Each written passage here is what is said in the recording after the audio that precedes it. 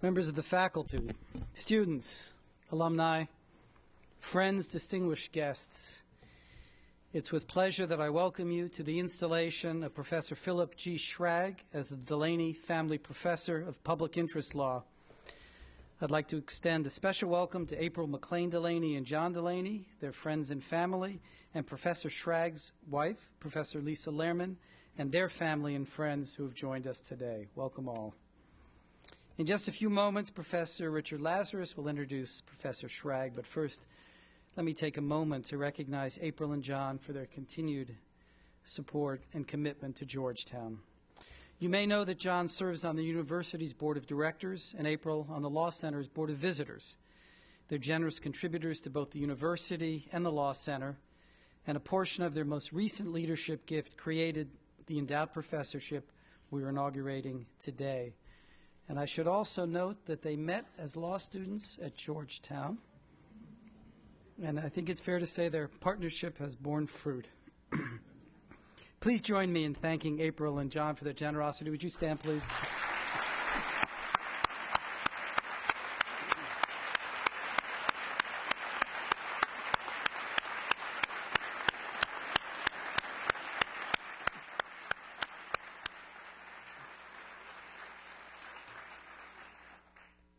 And now Professor Richard Lazarus will introduce Professor Shrag.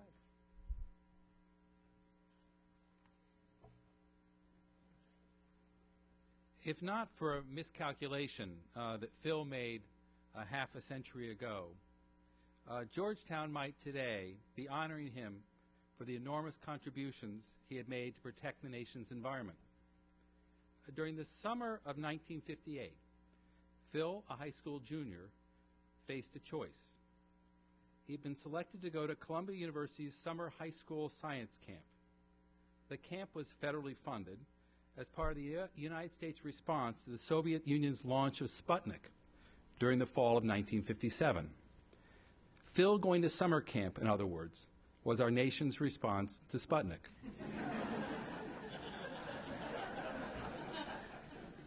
Phil could have taken then at that camp a class in either chemical engineering thermodynamics or earth science.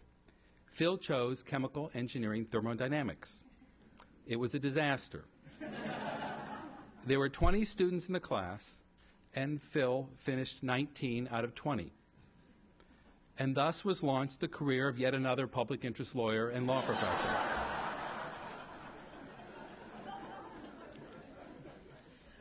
How can one sum up Phil Shrag's career? With extreme difficulty for a simple reason. There are several careers. Phil has been, and this is no exaggeration, a significant civil rights litigator, one of the nation's first consumer advocates, an arms control official working to ban underground nuclear testing of weapons, a true pioneer in clinical legal education, a champion of law students interested in public interest law, and no less a champion of individuals seeking asylum within our nation's borders. Phil's career, I think, is best depicted as an exquisite yet still enlarging tapestry of diverse achievements. It's not possible in a few minutes that I have to describe adequately all the panels in that tapestry, but here are three especially noteworthy early scenes. Phil, as a young attorney at the NAACP Legal Defense Fund, immediately after graduating from law school, working on civil rights cases before the Supreme Court, and winning those cases. There's also a scene of Phil as the New York City's first consumer advocate, appointed by Mayor John Lindsay. I want you to visualize Phil wearing a badge, literally wearing a badge, which said consumer advocate, accompanying Bess Meyerson, former Miss America, as they raided shops in Times Square together. Finally, another early scene of Phil. Now he's Deputy General Counsel of the U.S. Arms Control and Disarmament Agency during the Carter administration, working with Paul Warnke and serving as the U.S. legal advisor to the trilateral negotiations on the nuclear test ban treaty. As seemingly diverse as these scenes, Phil was throughout his legal career an academic, a scholar, even before he formally donned the garb. Phil cannot practice law without writing about it. Writing for Phil is as natural as breathing is for all the rest of us. By the time he was out of law school for only 5 years, Phil had published 4 law review articles and 1 book. 2 in the Yale Law Journal, 1 in the NYU Law Review, 1 in Columbia. And Columbia wasted no time giving Phil tenure. He received it during his 2nd year there, at the age of 29. At Columbia, Phil met his colleague and friend Michael Meltzner, who's here today. Together, they created Columbia's first law school clinic, one of the first in the nation, and they wrote 3 important books together on clinical legal education, path-breaking books. Phil arrived at Georgetown in 1980 after being recommended to the faculty by our colleague Steve Cohen. Steve had spotted Phil first back in the fall of 1971. Their 2 articles have been published in the Yale Law Journal side by side. Steve read Phil's, and he said Phil's, you remember this when I talked about a week ago, he said Phil's was, quote, so breathtakingly original that he remembers being embarrassed by the ordinariness of his own. No less today than 4 decades ago, Phil's work as a lawyer and clinician fuels his scholarship. Indeed, Phil's last 2 co-authored books underscore Phil's lifelong commitment to engaged scholarship and his extraordinary scholarly reach. In 2008, Phil published a book called Asylum Denied. This is a really gripping, personal account of Phil's work with one client in the clinic and their successful fight together for that client's freedom and for his life. And in 2009, he published Refugee Roulette, a very different book, a truly compelling demographic analysis of the judges who decide political asylum cases within our country. And then, of course, there is Phil's enormous contribution to legal education and law students here at Georgetown. There's the COWS Clinic that he and our colleague David Koplow, who came with him in 1980, created together 30 years ago and have offered our students ever since. And Phil, of course, built the PILS program, the Public Interest Law Scholars Program here at Georgetown. And this one is just classic Phil. In the late 80s, he did a survey. He did a survey and found that 11% of the entering students hoped to do public interest work, but only 1% upon graduation were able to do it. So Phil and Jeff Bauman decided to do something about it. They developed the idea of PILS at the school. But then Phil made it happen. He made it happen over several decades. And today, PILS can boast of 200 alums, 24 current students, and of those alums, the majority of which are still today, years later, working for nonprofit and governmental organizations. Many of our most talented and successful law graduates came to Georgetown because of the PILS program. But Phil's even greater gift is to students all over the nation, wanting to do public interest work but saddled by enormous debt. Now, there are many things a law professor can do. You can publish articles, you can write books, and Phil has done that. But there's one thing that a law professor cannot do. A law professor cannot pass major federal legislation. Unless, of course, you're Phil Shrag. He built a coalition. He lobbied the ABA. He lobbied law schools. He lobbied members of Congress and their staff. He lobbied the executive branch. And in 2007, the President signed into law a national loan forgiveness program for public service, which forgives tens of thousands of dollars of debt for individual students. Now, that's ridiculous. You try to convince your dean, and you're unsuccessful. You don't get Congress, both chambers, and the President of the United States to pass a law, which actually applies not just to law students, but to med students, public health, and the rest. Now, throughout Phil's life and his career, he has enjoyed the company of many important collaborators. But there's none more important than his wife, Lisa Lerman. They enjoy a wonderful marriage, 2 fabulous children together, Sam and Sarah, and a family that joyfully extends to Phil's 2 children from his first marriage, David and Zach, and their wives. And of course, Rebecca is our colleague, and their 2 children. Phil, of course, though, is unlike the rest of us. He can't have a close collaborator without producing a book. And Lisa is no exception. In 2005, they published a legal profession casebook with Aspen. And 4 years later, it is a leading professional responsibility casebook in the country, with more adoptions than any other casebook. Phil and I, however, are not co-authors. He is my colleague, and he is my friend. He and Lisa welcomed Jeannie and me when we moved to Washington, D.C. in August of 1995. They literally lived directly across the street from us when we first arrived. They made us feel welcome from that first night, and they made us feel loved ever since. And it is that end of the day, that kind of professional relationship and personal relationship, which makes Georgetown and our friend and our colleague, Phil Shrag, so special to all of us. And I'm truly honored to make his introduction. Thank you.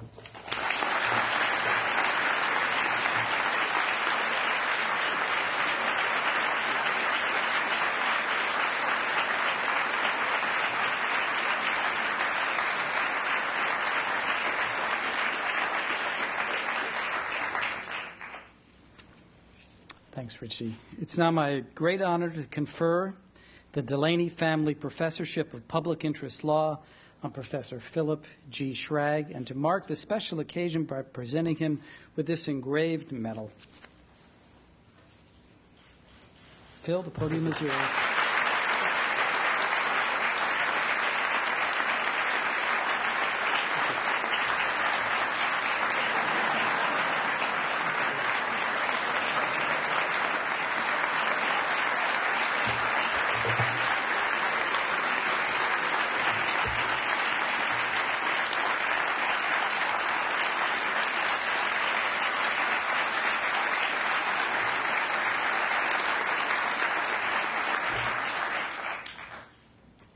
We teachers can find a teaching moment or a lesson just about anywhere.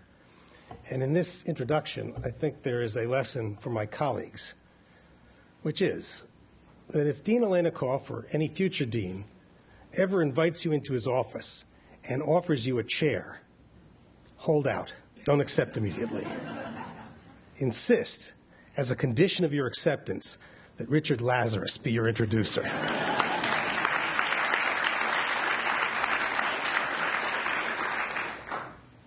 Dean Aleinikoff, Professor Lazarus, members of my wonderful family, April and John Delaney, Lisa, David, Rhoda, Zachary, Rebecca, Sarah, Sam, Beth, Tim, friends, students, and co-authors, 8 of whom are here today. Jane Aiken, David Kenny, David Koplow, Lisa Lerman, Michael Meltzner, Michelle Pistone, Jaya Ramji Nagalis, and Andrew Schoenholtz. I can barely express how grateful the Law Center is to the Delaneys for their generous gift, or what an honor it is to be designated as the first Delaney Family Professor of Public Interest Law at this incredibly vibrant institution. But our celebration today is not merely the recognition of my scholarship and public service. What the Delaneys have done is to honor not only me, but the hundreds of Georgetown students, faculty, staff, and alumni who perform public service, whether they have achieved high office, like Senators Richard Durbin and Patrick Leahy, or provide free legal services to accused defendants in the local courts, or like April Delaney herself, do research, advocacy, and public education in nonprofit organizations. The public interest lawyers who have passed through the halls of Georgetown law are all encompassed by the Delaney's vision that public service is the highest calling of those in our profession. The chair that the Delaneys have endowed is a chair in public interest law. Public interest law is usually defined broadly as legal practice in the service of otherwise unrepresented or underrepresented persons or interests. Public interest law is a wide-ranging field, encompassing, among other subjects, civil rights law, civil liberties law, environmental protection, international human rights, consumer protection, poverty law, employees' rights, national security, gay rights, education law, election reform, the rights of criminal defendants, and many other subjects. Children's rights, disability law, corporate reform, many different things. But the term public interest law is usually used to refer only to representation of the underdog in each of these fields, such as the representation of minorities against whom discrimination is practiced, not the defense of those accused of discriminating, or advocacy on behalf of those seeking to enforce the Clean Air Act, not those defending corporations that are accused of polluting the air. And this is the sense in which I will talk about public interest law today. Many of Georgetown's graduates, probably a majority, practice public interest law at some point in their careers, usually by handling pro bono cases at private, for-profit law firms. Georgetown helps to equip them to represent unpopular or dispossessed clients in several ways, by offering a first-rate general legal education and a vast number of specialized courses and seminars, including at least 100 courses in various aspects of public interest law, by providing what everyone knows to be the best program of clinical legal education in the world, and by immersing its students in a culture of public service that is both a component of the Jesuit tradition and a set of values that is shared by the full-time faculty. The biographies of faculty members in the Law Center's publication, A Community of Scholars, reveals that to a remarkable extent, our faculty is not merely a collection of fine scholars, but if prior employment is any guide, also a group of former full-time public interest lawyers who collectively have practical experience in nearly all of the specialties that I have mentioned and many others as well. The law firms in which our graduates practice usually give strong support to pro bono representation, sometimes by including pro bono hours as billable hours, and often by designating a partner or firm counsel as pro bono coordinator. In addition, the American Bar Association and the state Supreme Courts have reinforced pro bono representation by making pro bono service an ethical obligation of all lawyers, though I must note that this is the most watered down of all of the ethical obligations because the rule states only that a lawyer should aspire to render at least 50 hours of pro bono service a year. And while some lawyers provide much more than that, many lawyers do little or no pro bono service.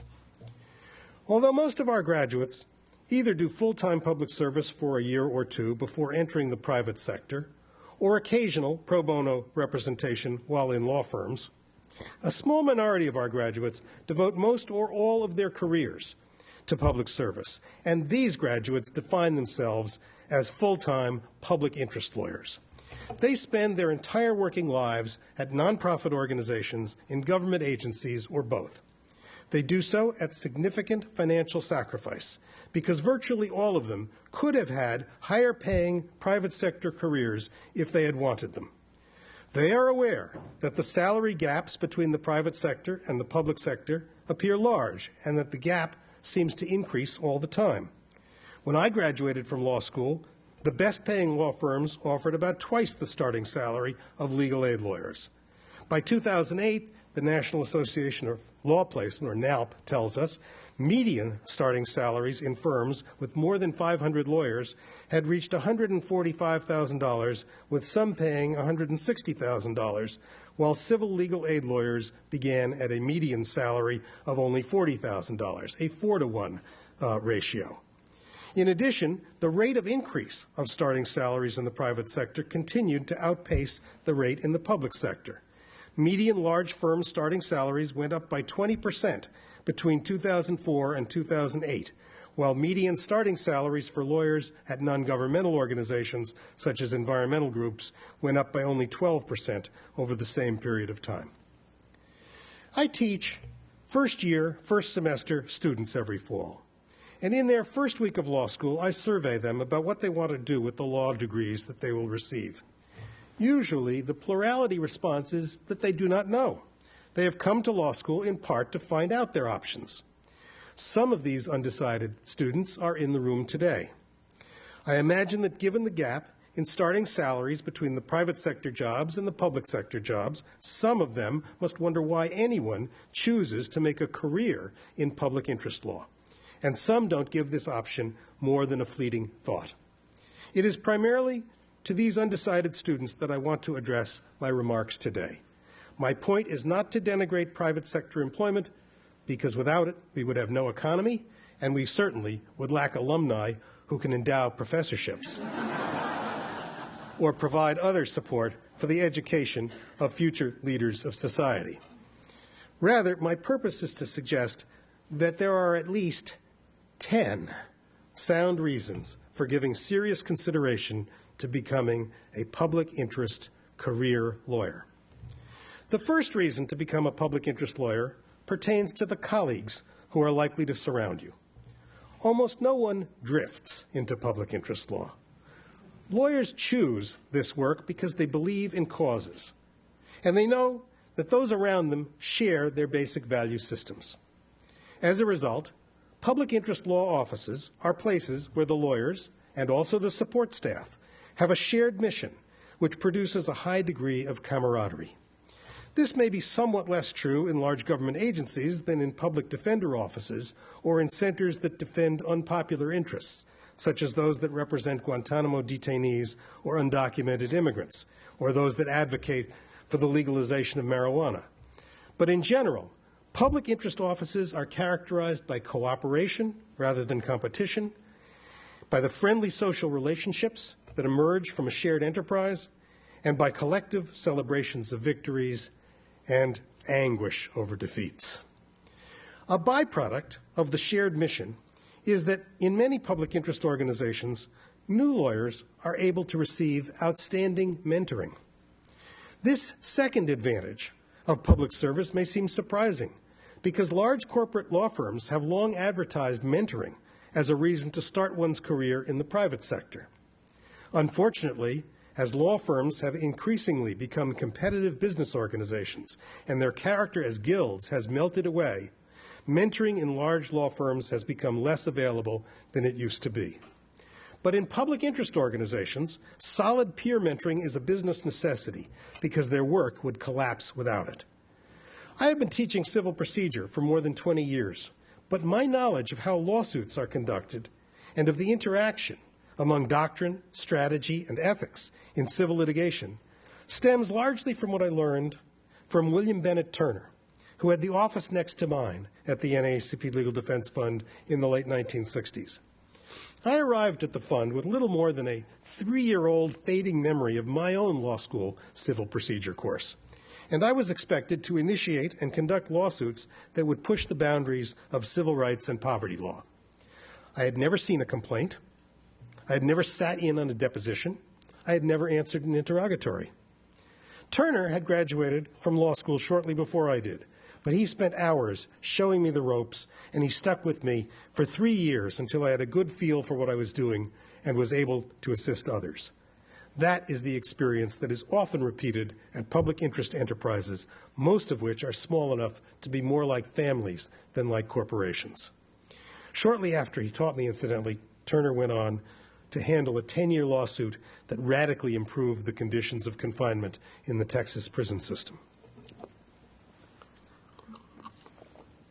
The third reason to do this work is that the collegiality in public service extends far beyond one's own institution. Public interest lawyers are part of a large national and international community of like-minded souls who encounter each other through their work, through periodic conferences, and through social contacts. When a civil liberties lawyer from San Francisco meets an environmental justice lawyer from Minneapolis, there is an instant bond, even though the work of the lawyers may have little overlap. They recognize each other as being from the same species, and I have often encountered people who have married within the public interest world. This is, of course, not surprising, because shared values are at the heart of many successful marriages. But public interest lawyers are members of more than a community of lawyers. The public interest world includes many allied professions, including social scientists, medical experts, statisticians, social workers, educators, and others. One of the joys of public interest work is the ease of access to like-minded people in those other professions. In the business world, if a lawyer needs to recruit a physician, an engineer, or an historian as a consultant or expert witness, the first issue is likely to be the unpleasant matter of the size of the fee. In public interest work, the issue of compensation is rarely on the table. For example, in Georgetown's asylum clinic, our students represent people who have sought refuge in America after suffering political or religious persecution in their home countries in Africa, Asia, or Latin America. The students often need hours of help and detailed affidavits from experts on the countries from which our clients have fled, and from doctors and psychologists who can testify to the physical and mental conditions from which they are suffering as a result of persecution and torture. Most cases also require many dozens of hours of time from people who can translate documents from foreign language and interpret interviews with clients. The first question on the students' minds is whether the clinic has a large budget to pay for all this help, and the answer is no. But the students usually discover, to their surprise, that as soon as they tell the expert or translator that they are providing legal services to the client without charge, the expert or translator is also willing to work for free. And indeed, when no one is charging a fee, working with professionals from other fields carries a special pleasure. The fourth reason to become a public interest lawyer is the large degree of responsibility that is given even to beginners. On my first day at work, in my first job as a lawyer, I actually had the experience that people had joked about when I was in law school. I arrived at the NAACP Legal Defense Fund office, fresh from taking the bar exam, and introduced myself as the new lawyer whom they had signed up the previous spring. My boss, Leroy Clark, who is here today, who later became the general counsel of the Equal Employment Opportunity Commission and then an eminent law professor, greeted me. "Oh, we're so glad you're here," he said. "We've promised to write an amicus brief in a Supreme Court case involving the First Amendment. Everyone else is busy on other projects. So here's your office and an air travel card. Go anywhere you need to go, talk to anyone you need to talk to, but please have that brief on my desk in 25 days. Not everyone gets assigned a Supreme Court brief on the first day of the first job. But getting heart-thumping responsibility right away, which almost never happens in large corporate law firms, is common in public interest practice. For example, if you were to go to work for the Attorney General of the District of Columbia, you might not have a carpet on the floor of your office, but you will probably be responsible for litigation and handling trials within a matter of weeks, if not days. Why? Because public and nonprofit agencies are so strapped for cash and other resources that they simply don't have enough people to do the work that they need to do. They can't waste the time of even their most junior lawyers. And unlike large private law firms, which bill for each hour that each associate spends on a matter, they have no incentive at all to have more people working on a case than is absolutely necessary or to build redundant supervisory hierarchies. A fifth reason to become a public interest lawyer relates to the flexibility or versatility that this type of practice offers. Lawyers in private practice tend to become very specialized. If they are very good at corporate taxation or municipal bonds or biological patents, they are likely to spend decades, if not their entire careers, in those particular specialties. They are sometimes able to switch fields, but it isn't very economical for a bored copyright lawyer with 15 years' experience or for her employer to be retooled as a water pollution lawyer. And it isn't easy to attract clients who will pay at high rates for someone who is just learning a new field. Public interest lawyers have a higher degree of mobility because many people see the relevant specialty not as a particular subject matter, but as public interest law itself, or at least a set of broad skills such as public advocacy in Congress, public interest litigation, or nonprofit administration. Over a period of about 40 years, as Professor Lazarus suggested, I have been a civil rights lawyer, a consumer protection lawyer, a public housing eviction lawyer, a nuclear arms control negotiator, a Social Security disability lawyer, a D.C. statehood advocate, a legal ethics lawyer, and an immigration lawyer. My professional dilettantism may be extreme, but many of my former students have worked in 3 or 4 radically different settings within a decade or so, learning from each of them. For example, one of them, Aaron Corcoran, who is here today, went to work as an immigration lawyer for a relief organization in New York, then became a staff member at an international human rights organization, then moved to the office of a U.S. Senator, then joined the staff of the Senate Finance Committee, and is now running a social justice center at a law school in New Hampshire.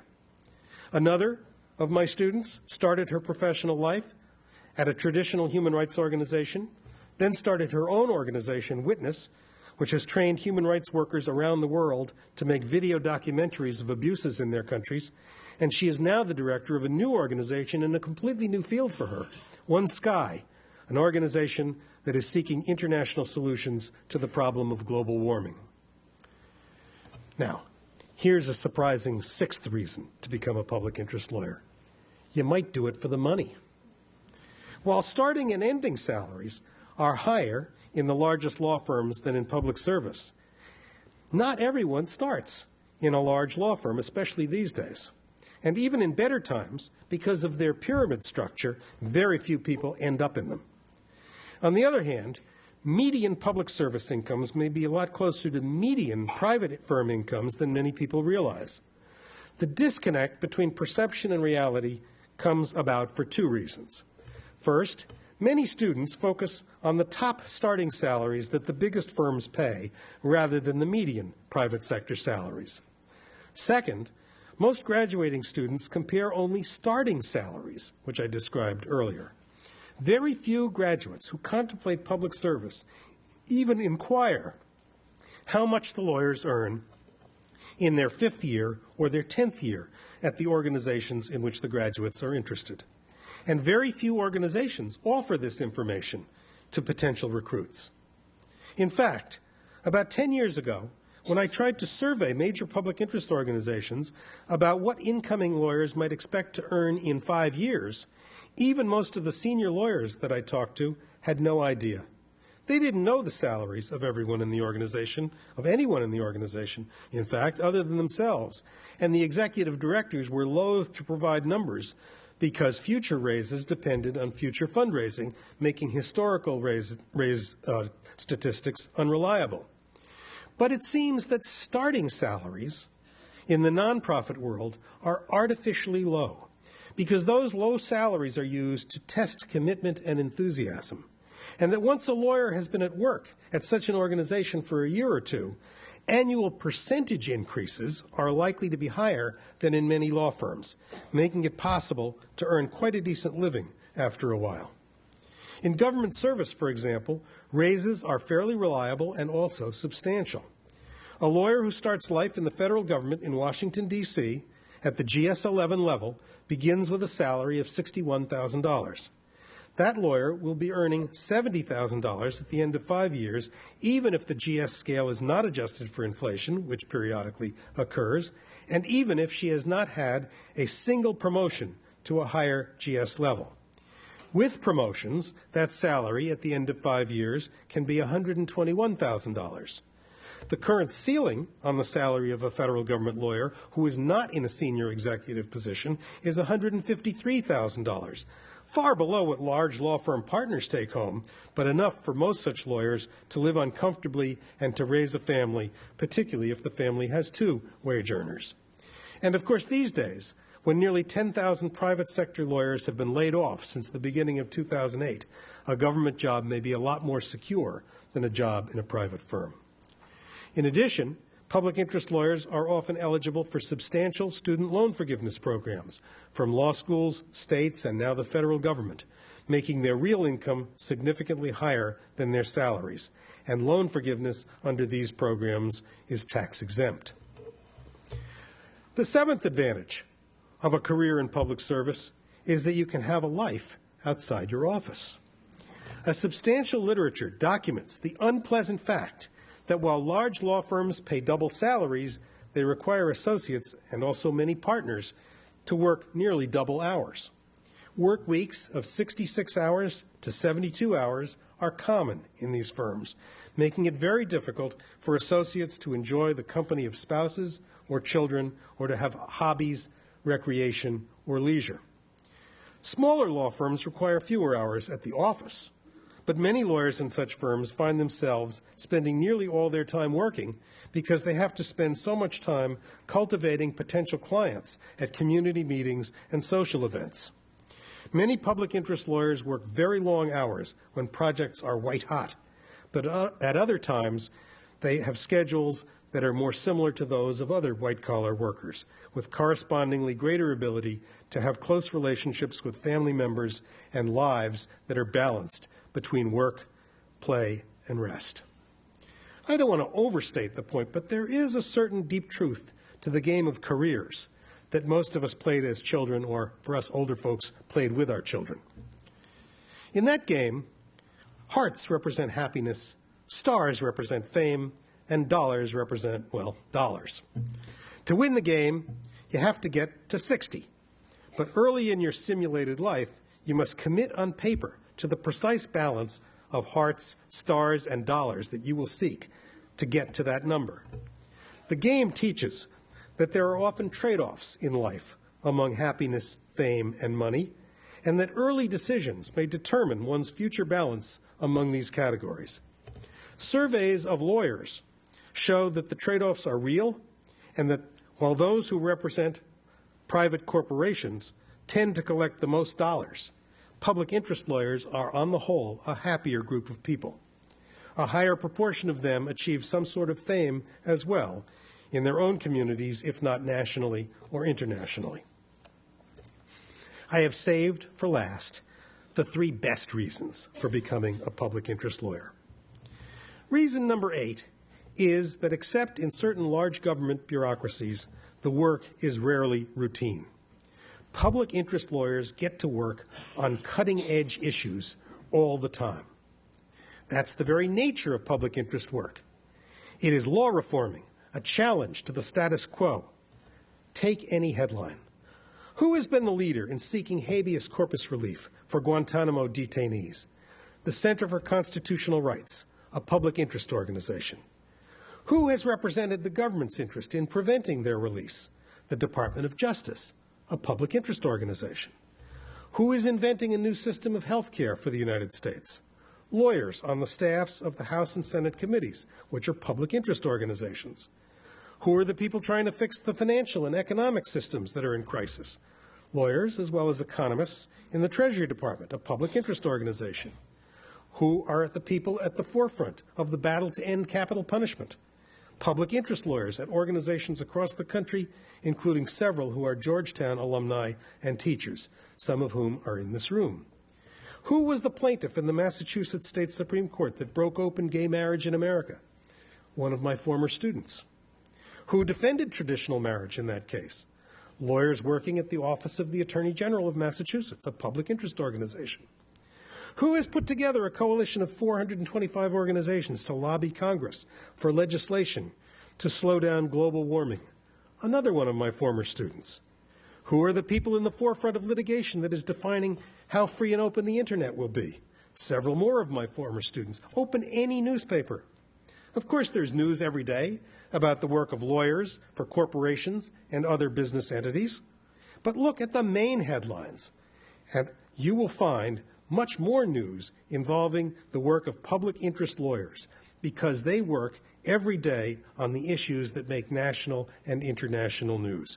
Even public interest lawyers who represent low-income clients in welfare or housing cases are challenging the status quo and inventing new procedures and doctrines for their clients. While their work less often makes headlines, they frequently reform the institutions that hold power over their clients. Ninth, consider this. Practicing public interest law is fun.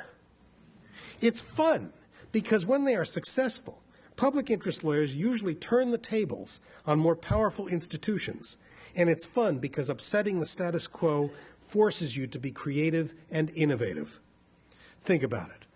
Which would be more fun and more creative? Being Goliath and smashing little David with a club? Or being David felling Goliath with a stone? How much more joy does a tobacco company's lawyer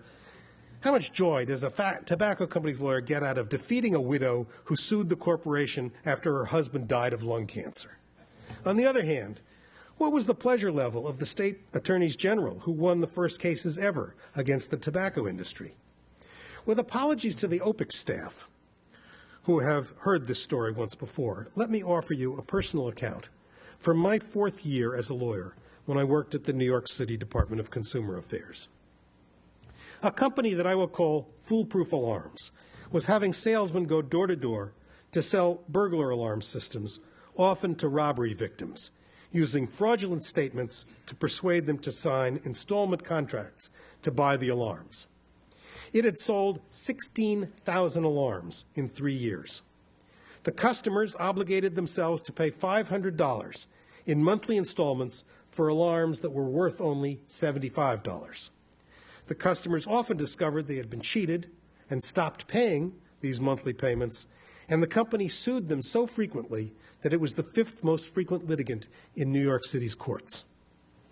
On this case, I worked with Bruce Ratner, a lawyer fresh out of Columbia Law School. Bruce and I considered suing Foolproof for fraud, but we knew that such a suit would take years, and judges in New York were reluctant to grant preliminary injunctions, even at the behest of the government. As a home improvement contractor, Foolproof was licensed by the City of New York, and we could have commenced a license revocation proceeding against Foolproof, but that too would have required months of work and years of appeal, during which Foolproof would have continued doing business. As a licensee, Foolproof had a legal obligation to let us inspect its books and records. Ratner went to Foolproof's headquarters, and for 3 days and 3 nights, staying there till midnight every night, he looked over the records. Eventually, the company got so used to his presence that they let him see and copy whatever he wanted. In this way, he got access to the crown jewels. That is, he was able to make copies of the index cards on which Foolproof kept the names and addresses of all of its customers. He took down these names and addresses thinking that in a fraud suit we would be able to select articulate witnesses from this list of names. But what we actually got was something much better.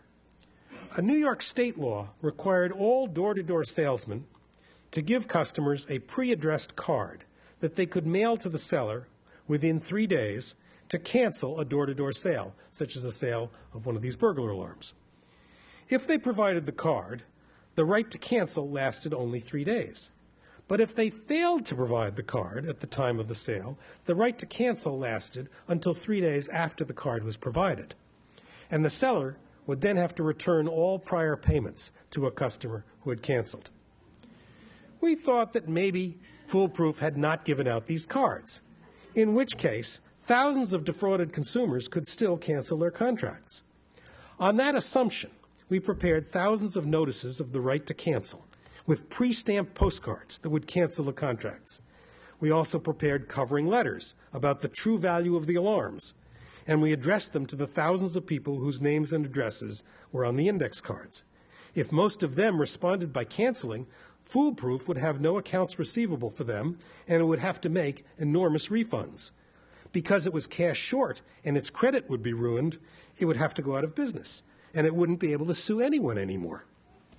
It took a couple of weeks to prepare our huge mailing. At last, we were ready to go. But we still didn't know whether Foolproof had actually distributed the cancellation cards or had failed to distribute them. To find this out, we waited until we were ready with the mailing, so that asking about it wouldn't tip off Foolproof and give it a chance to send out its own cards with its own message. We asked Foolproof's general counsel to come into my office, and for about 10 minutes we engaged him in conversation about minor aspects of the business. Then Ratner asked offhandedly, "By the way, has Foolproof been giving out the 3-day cancellation cards required by state law?" The general counsel replied, "Oh, no, that's not one of the laws we've gotten around to complying with yet." We talked for another 10 minutes. He left my office. We closed the door. And I have to admit that what happened next was very undignified.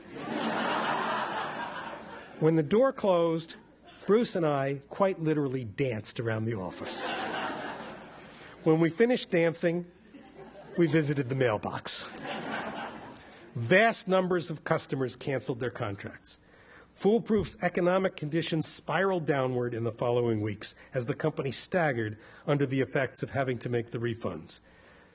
But this was the first big blow to the company, and our creative approach to law enforcement eventually resulted in the bankruptcy of Foolproof, the cancellation of all that consumer debt, and the indictment of Foolproof's president on 38 counts of grand larceny. That was fun. Finally, although my talk up to now has concerned the wonderful things that practicing public interest law can do for the lawyers, let me turn as reason number 10 to the conventional reason to choose public interest law, the service that public interest lawyers can provide for people in need. Albert Einstein said, "Striving for social justice is the most valuable thing to do in life." Public interest lawyers spend their lives in that pursuit. Most public interest lawyers represent people or institutions that are unable to obtain legal representation from the private sector for one of three reasons. Either they are so unpopular that no one is willing to represent them, or that, that what they need from a lawyer, such as the establishment of a principal or recovering a very small amount of money, or avoiding a judgment for a small amount of money, would not generate or warrant a fee, or the client is simply too poor to pay a fee. Therefore, public interest lawyers are always helping people in need, sometimes in great need, who desperately need their alliance with a professional, an alliance that is particularly strong because it is not mediated by money. Public interest lawyers make huge differences in the lives of many people, whether through keeping them housed, limiting the amount of time they spend in jail, or improving the conditions of their confinement, helping them to become employed or reemployed, enabling them to go to school, preventing them from being cheated, enabling them to enjoy physical security or an unpolluted environment, and in so many other ways. Public interest lawyers also help clients to understand how to exercise power, to advocate effectively for themselves, even when the lawyers are no longer representing them. Along with the fellows in my clinic and my students, I have spent much of the last 14 years representing individual would-be immigrants whom the Department of Homeland Security is trying to deport. These individuals are applicants for political asylum who assert that they have a well-founded fear of persecution in their home countries. In many cases, they have already been imprisoned by the governments of those countries, subjected to electrical shocks, raped, their skins burned, sometimes their heads beaten so badly that they have permanent brain damage. The U.S. government challenges their claims, says that they don't believe the claims, or says that these claims don't qualify under the law. And we represent these asylum seekers without charge in federal immigration court. So several times each spring, I observe my students present evidence in hearings that typically last for 4 hours. At the end of these hearings, the judge announces the decision from the bench. Either an order that the applicant should be forcibly removed from the United States and sent back to the country from which she has fled, or an order granting asylum and welcoming the applicant to the United States, in which she is now likely to become an American citizen. These are often life and death decisions, and we usually win. I can hardly convey to you how much success means to our clients, or how much all of us, students and teachers alike, are also deeply affected by our contact with these clients and by our successes in these cases. Those moments when the judge leaves the courtroom, having granted asylum, and everybody else, client, students, supervisors, and sometimes the court's own interpreter, begins to cry. These are the moments when I am proudest to be a public interest lawyer, and when I most feel that I have done something tangible and concrete to improve the life of another person.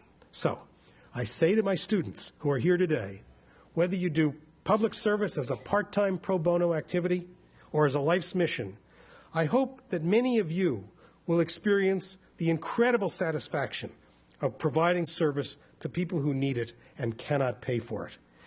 You have the inclination to serve because of the generosity that is already in your hearts and your awareness of the privileges that have been bestowed upon you by your families and your nation.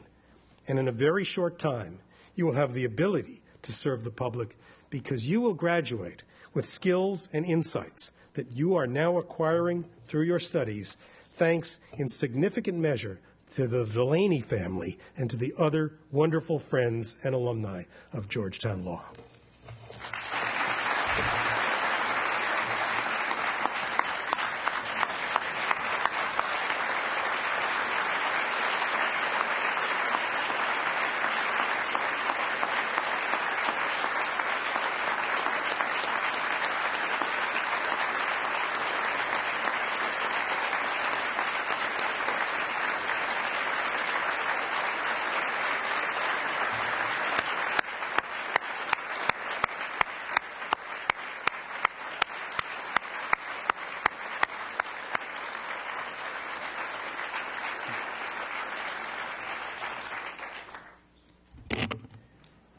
Reason number 11, if you start your career as a public interest lawyer, you might grow up to be the lawyer, the professor, the mensch that Phil Shrag is.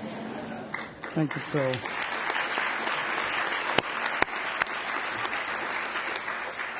Before we conclude the program, I'd like to invite Jill Pasquarello, a graduate of law school in 2006 and one of our public interest law scholars, to come to the podium and say a few words. Jill.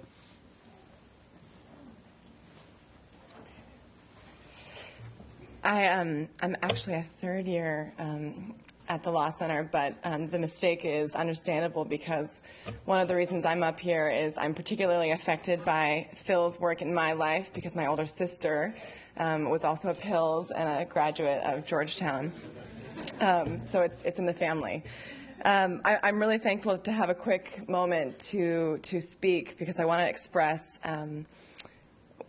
one thing that many of us here and many of us around the nation and the world are particularly thankful for, which is Phil's creation of the Pills Public Interest Law Scholars Group. You know, law school is a place that can be particularly overwhelming and can make you question yourself and your life and your path. And having Phil and having Pills be a part of that experience, I know for me has been incredibly important in giving me the strength to stick to my path and to keep my convictions. I was remembering my first year, I had a particularly and probably typically anxiety-ridden consultation with Phil. I'm sure I was questioning what I was going to do and what was I going to do that summer. I'm sure it was, you know, the third week of law school, and already it was, you know, what am I going to do this summer? And it seems like my commitments are different from some of my peers, and I was quite upset about this.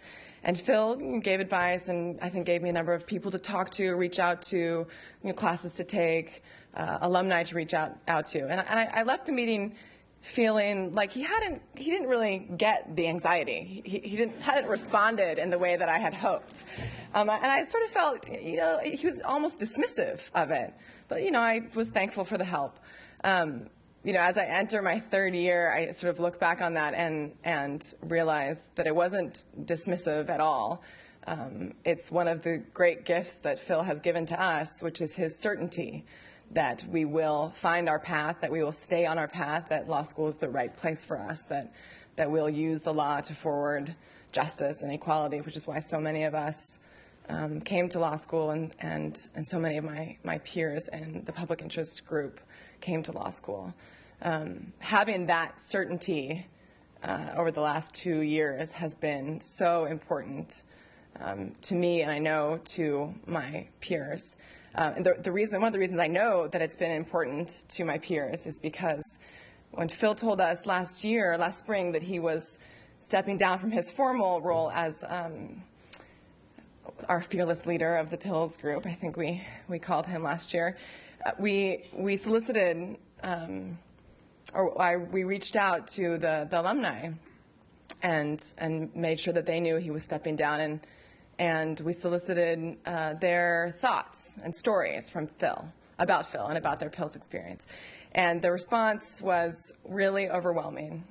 I think every single person who took the time, from running their climate change organization to working with refugees in conflict settings across the world to, I got an email from someone who was rushing off for an argument before the Second Circuit, but had to get in a thank you to Phil. And every one of them, I think, said they could not have made it through law school without pills, without this certainty that I was talking about of Phil's support, and could not have continued on this path, this sometimes difficult path that so many of them have chosen of public interest work without the pills program.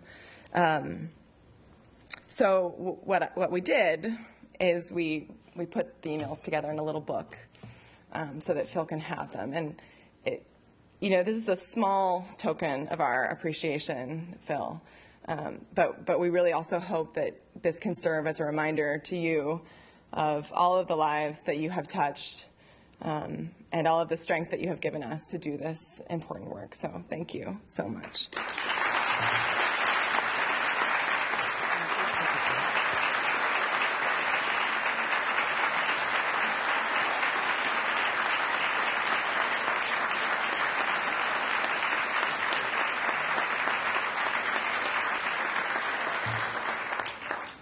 Thank you, Jill, and give your sister Jenny my best.